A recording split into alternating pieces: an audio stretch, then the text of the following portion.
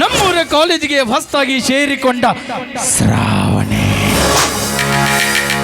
ಎಂದು ನಮ್ಮೂರ ಕಾಲೇಜಿಗೆ ಹೆಜ್ಜೆ ಇಟ್ಲು ಆವಾಗ ನನ್ನ ಮನದಾಗ ಮೆಟ್ಟ ಮಾಡಿ ಬೆಟ್ಲ ನಾ ಬಯಸಿದ ಶ್ರಾವಣಿ ಕಡೆನ ಬರಾಕತ್ತ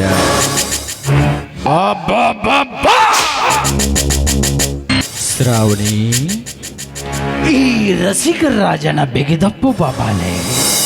ಹಲೋ ಮಿಸ್ಟರ್ ನೀಲಕಂಠ.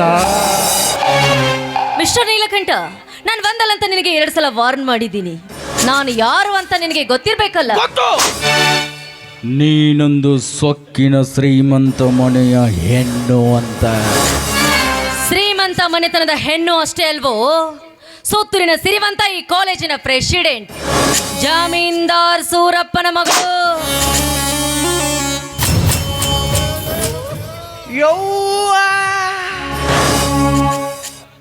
ಅವನ ಮಗಳ ಎಡದೋಡಿ ಯಾಕೆಯಾಗಿಯ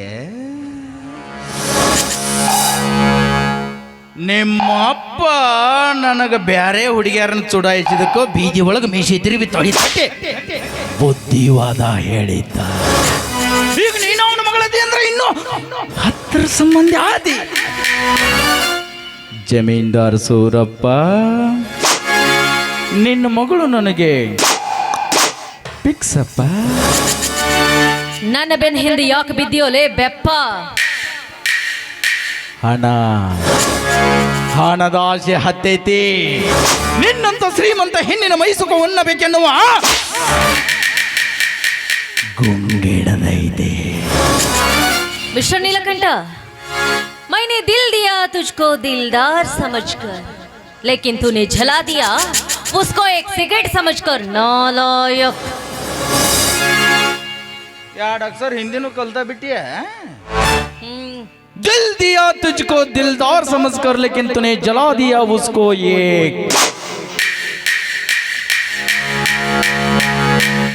एक सिगरेट समझकर. वाह क्या बात बोरी मेरे लड़के.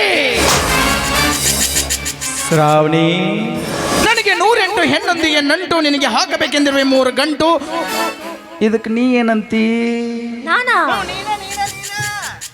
ಕಾಲಲ್ಲಿರುವ ಚಪ್ಪಲಿನ ಕೈಗೆ ತೆಗೆದುಕೊಂಡು ನೀನು ಮೂತಿ ಕೆತ್ತವಾಗ ಹೊಡಿಬೇಕು ಅಂತೀನಿ.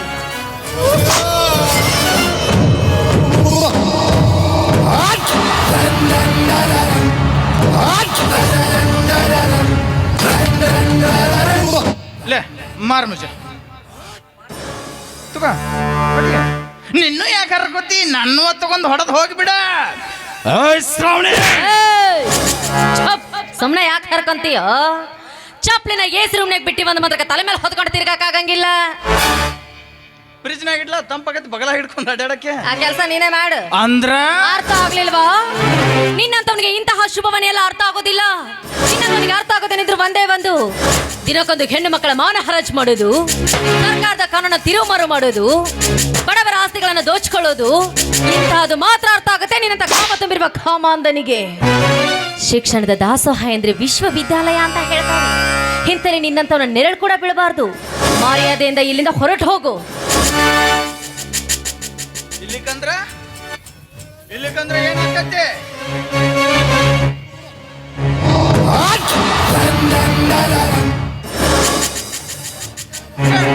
ಏನಾಕತ್ತೆ? ಬಾಳಾದ್ರ ನೀವೊಂದೆರಡು ಕಾಲ್ ಮರಲಿ ಹೊಡಿತಿ, ನಿನ್ನ ಕಡೆದವ್ರು ಎದ್ದು ಬಂದು 1-2 ಹೊಡಿತಾರು. ಎದ್ದು ಬಂದು ನಿನ್ನ ನೆರೆಗೊದ್ದು ಬುದ್ಧಿ ಕಲಿಸ್ತಾರೆ ಈ ಸಮಾಜದಲ್ಲಿರುವ ಗಂಡುಳ ಗರತಿಯರು. ಎಲ್ಲಿದಾರ ಅವ್ರ? ಏ ಹುಚ್ಚಿ, ನಿನ್ನಂತ ತುಂಡು ತುಂಡು ಬಟ್ಟೆಗಳನ್ನು ಹಾಕೊಂಡು ನನ್ನಂತ ಹರಿಯಾದ ಹುಡುಗರು ತಲೆ ಕೆಡಿಸ್ಬೇಕಂತ ಮಾಡು ಮಿಟುಕಲಾಡಿಯರ ಆಟ ನನಗೆಲ್ಲ ಗೊತ್ತೈತೆ. ನಿನ್ನ ಬಾಯಾಗ ಗರತಿ ಅನ್ನೋ ಶಬ್ದ. ಸುಮ್ಮನೆ ಬಾಯಿ ಮುಚ್ಕೊಂಡು ನನ್ನವಳಾಗಿ ಬಾ. ಮುಚ್ಚೆ ಬಾಯಿನ. ಎಲ್ರು ಒಂದೇ ರೀತಿಯಾಗಿರ್ತಾರೆ ಅಂತ ಯಾವತ್ತು ಭಾವಿಸ್ಕೋಬೇಡವೋ. ಕಾಮ ತುಂಬಿರುವ ಕಲಬೇರಿಗೆ ಈ ಸಮಾಜದಲ್ಲಿ ಹುಟ್ಟಿರುವ ಎಷ್ಟು ಜನ ವೀರವನತೆಯರಿದ್ದಾರೆ. ಸತ್ಯವನ್ನು ಸಾವಿತ್ರಿ, ಹೇಮರೆಡ್ಡಿ ಮಲ್ಲಮ್ಮ, ಸಜ್ಜಲಗೂಡು ಶರಣಮ್ಮ, ಇಟಗಿ ಭೀಮಾಂಬಿಕೆಯಂತಹ ಗಂಗಮ್ಮರು ಹುಟ್ಟಿರುವ ನಾಡೈತೆ.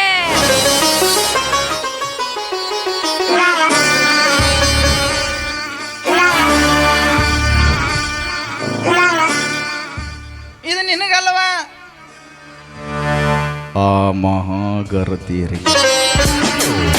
ಅವರು ಕೂಡ ನನ್ನಂತೆ ಒಂದು ಹೆಣ್ಣು ಎನ್ನೋದನ್ನ ಮರಿಬೇಡ. ಅವ್ರು ನಿನ್ನಂಗ ಹರಕ ಮುರಕ ಬಟ್ಟೆ ಹಾಕೊಂಡ್ ಅಡ್ಡಾಡ್ಲಿಲ್ವಾ? ಅವ್ರ ಕಾಲದಾಗ ನಿನ್ನಂತ ನಾಲಾಯ್ಕೆ ಭೂಮಿ ಮೇಲೆ ಹೊಟ್ಟಿರ್ಲಿಲ್ಲಪ್ಪ. ನನ್ನ ಟ್ಯೂನ್ಯಾಗ ಅರ್ಥ ಆಗ್ಬೇಕಲ್ಲ. ಆದ್ರೂ ಅಂತಹ ವೀರವಂತೆ ಹುಟ್ಟುವ ನಾಡಿನಲ್ಲಿ ನಿನ್ನಂತ ನಾಲಾಯ್ಕೆ ಹುಟ್ಟಿದ್ಯಾ ಅಂದ್ರೆ ಅದೆಷ್ಟು ಜನ ಬಿಟ ಪುರುಷರಿಗೆ ಸೆರಗ್ ಹಾಸ್ತಿ ನಿನ್ನ ಹೆತ್ತಿರ್ಬೇಕಲ್ಲ. ಓ ನಿನ್ನ ಹೆತ್ತ ತಾಯಿ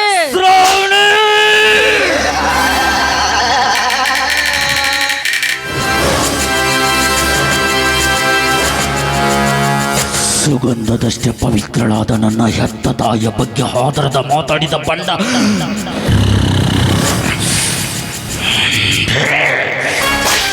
ಮುಗಿತು ನಿನ್ನ ಶೀಲದ ಕಥೆ. ಖಂಡ ಕೇವಲ ನಿನ್ನ ತಾಯಿಯ ಬಗ್ಗೆ ಒಂದೇ ಒಂದು ಮಾತಾಡೋದಕ್ಕೆ ನಿನಗೆ ಇಷ್ಟೊಂದು ಕೋಪ ಬಂತಲ್ಲ. ಕಾಲೇಜ್ಗೆ ಬರುವ ಪ್ರತಿ ಒಂದು ಹೆಣ್ಣು ಮಕ್ಕಳನ್ನ ಹೀಯಾಳಿಸಿ ಮಾತಾಡೋನ ಅವಮಾನಿಸಿಯಲ್ಲ. ಆ ಪ್ರತಿ ಒಂದು ಹೆಣ್ಣು ಮಕ್ಕಳು ನಿನ್ನೆದುರಿಗೆ ಏನಾದ್ರೂ ತಿರುಗಿ ನಿಂತಿದ್ದೆ ಆದ್ರೆ ನಿನ್ನ ಪರಿಸ್ಥಿತಿ ಅಧೋಪತನ ಕಿಳಿತದೆ ಎಂಬುದನ್ನ ಮಾತ್ರ ಮರಿಬೇಡ. ದಟ್ಟವಾದ ಕಾಡಲ್ಲೂ ಕೂಡ ಸೂರ್ಯನ ಕಿರಣ ಭೂಮಿಯನ್ನ ಸ್ಪರ್ಶಿಸದೆ ಯಾವತ್ತೂ ಇರೋದಿಲ್ಲ. ಕತ್ತಲು ಕಳೆದು ಬೆಳಕು ಮೂಡುತ್ತಿರುವ ಈ ನನ್ನ ಜೀವನದಲ್ಲಿ ನನ್ನನ್ನ ಕೆಣಕಿ ನಿನ್ನ ಸಾವನ್ನ ತಂದುಕೊಳ್ಳೋ ಪ್ರಯತ್ನ ಮಾಡಬೇಡ. ಓಹೋ, ಈತನ ಬರ್ತನೆ ನೋಡಿದ್ರೆ ಈತ ತುಂಬಾ ದುಷ್ಟ ನಿರ್ಭಾಗ್ಯ ಕಾಣಿಸ್ತಾ ಇದ್ದಾನೆ. ಸುಮ್ಮನೆ ಈತನ ಜೊತೆ ವಾದ ಮಾಡೋದು ಒಳ್ಳೇದಲ್ಲ. ಹೇಗಾದ್ರೂ ಮಾಡಿ ಇಲ್ಲಿಂದ ಪಾರಾಗೋದು ಉತ್ತಮ ಅಂತ ಅನ್ಸುತ್ತೆ. ನೀಲಕಂಠ,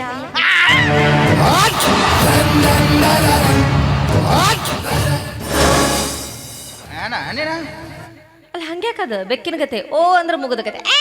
ಮತ್ತ ಮನುಷ್ಯಾಗ ಧೈರ್ಯ ಸಾಲೋದಿಲ್ವಾ? ಹಂಗ ನಮ್ಗೆ ಹಿಂಗ ಏನಿದ್ರು ಕಾಡಿಸ್ಬಾರ್ದವಿ. ಡೈರೆಕ್ಟ್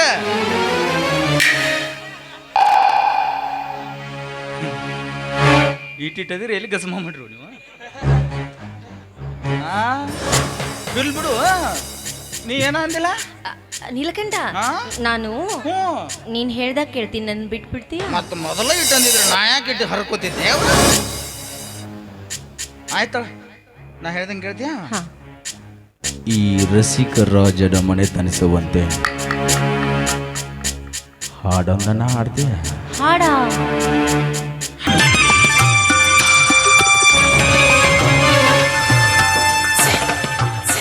ಏ ಮೂರ್ಖ, ಬಿಡೋಳ ಕೈನ.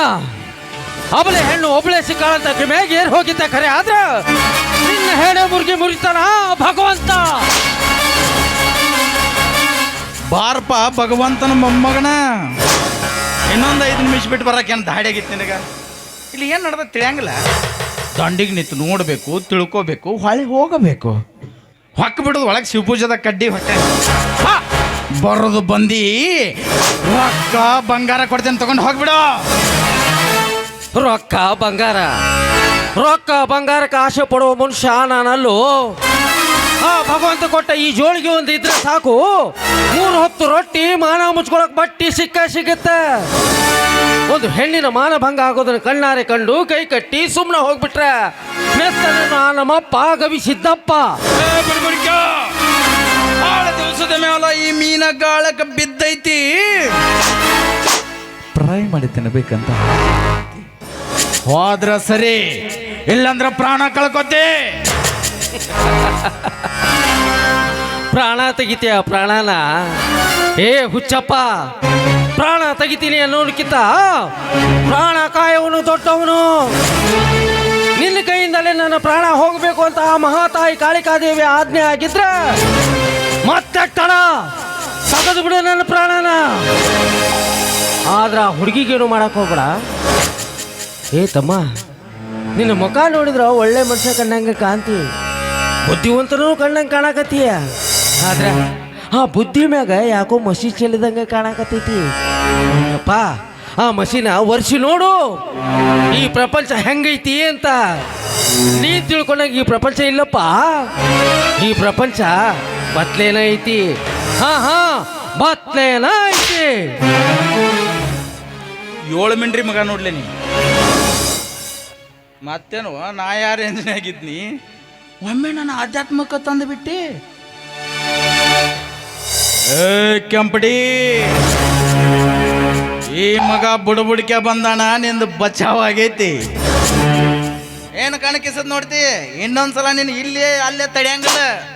ಆ ಕಡೆ ಬುದ್ನಿ ಕ್ರಾಸ್ ಕಡೆನಾ.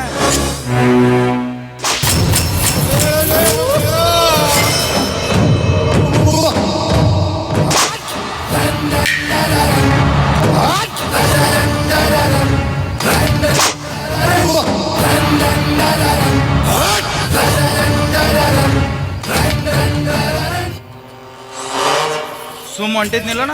ಹೋಗ್ಬೇಕಿಲ್ಲ ಮತ್ತೆ ನೀ ಯಾಕೆ ಉಗುಳಿದಿ? ನೀ ಯಾಕೆ ಇಲ್ಲಿ ಬಂದೆ? ಹೋಗ್ಬೇಕು ಹಿಂಗಾಸ್ ಹಿಂಗ ಹೋಗ್ಬೇಕಿಲ್ಲ. ಟೇಬಲ್ ನಿನ್ನು ನೀವು ನಿನ್ನೋನ ಟೇಬಲ್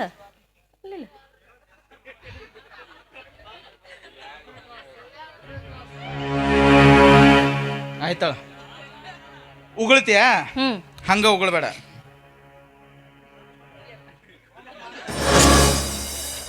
ಆಕೆ ತಡೆಯಾಕತ್ ನೀನ ಬಾ, ತಿಂದು ಜಾಡ್ಸಿ ಹೋಗ್ಬಿಡ ಬಾ.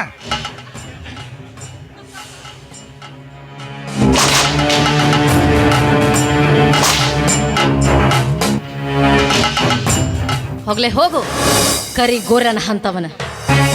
ನಿನ್ನಂತವನ ಗೊಡ್ಡು ಬೆದರಿಕಿದ್ರ ಹೇಳಿ ಹೆಣ್ಣು ನಾನಂತ ನೀನು ಯಾವತ್ತೂ ಭಾವಿಸ್ಕೋಬೇಡ. ಅಜ್ಜ, ಸರಿಯಾದ ಸಮಯಕ್ಕೆ ಬಂದು ನನ್ನ ಮಾನ ಪ್ರಾಣ ಕಾಪಾಡಿದೆ. ನೀನು ಉಪಕಾರನ ನಾನು ಯಾವತ್ತಿಗೂ ಮರೆಯೋದಿಲ್ಲ. ಅಮ್ಮ ಶ್ರಾವಣಿ, ನೀನ್ಯಾಕೋ ಒಬ್ಬಳೇ ಈ ದಾರಿಗೆ ಬರಕ್ಕೆ ಹೋದಿ? ಯವ್ವ ಮಗಳ, ನಿನಗೊಂದು ಮಾತು ಹೇಳ್ತೀನಿ, ಜೀವನದಾಗ ನೆನಪಿಟ್ಕೋತಾಯಿ.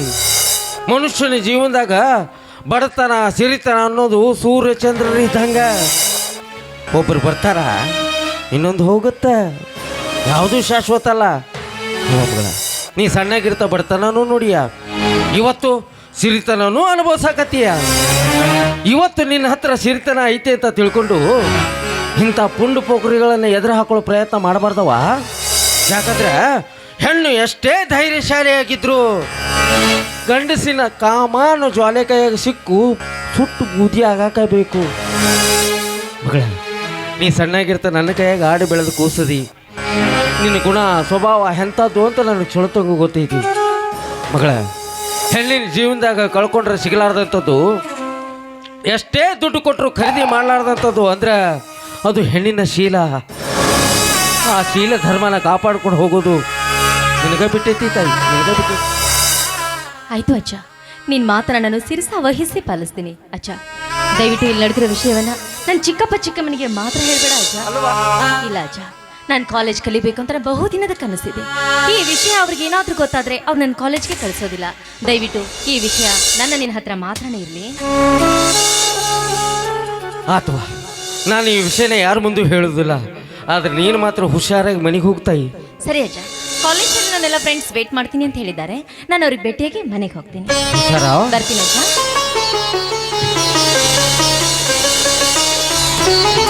ಮುಸುಡೀಲು 108 ಕಲ್ಲರ್ ಅಂದಾಗ ದೀಪ ಪ್ರಜ್ವಲಿಸಿ ಉರಿಯುತ್ತೆ, ಸಾಕಷ್ಟು ಬೆಳಕು ನೀಡುತ್ತೆ, ಜೊತೆಯಲ್ಲಿ ಹೊಲಸು ಕಪ್ಪು ಕಾಡಿಗೆನೂ ಹೊರಸೂಸುತ್ತೆ. ಅದು ಏಕೆ ಗೊತ್ತೇ? ಇನ್ನು ಅದರ ಅಂತ್ಯ ಸಮೀಪಿಸಿದೆ ಎಂದು.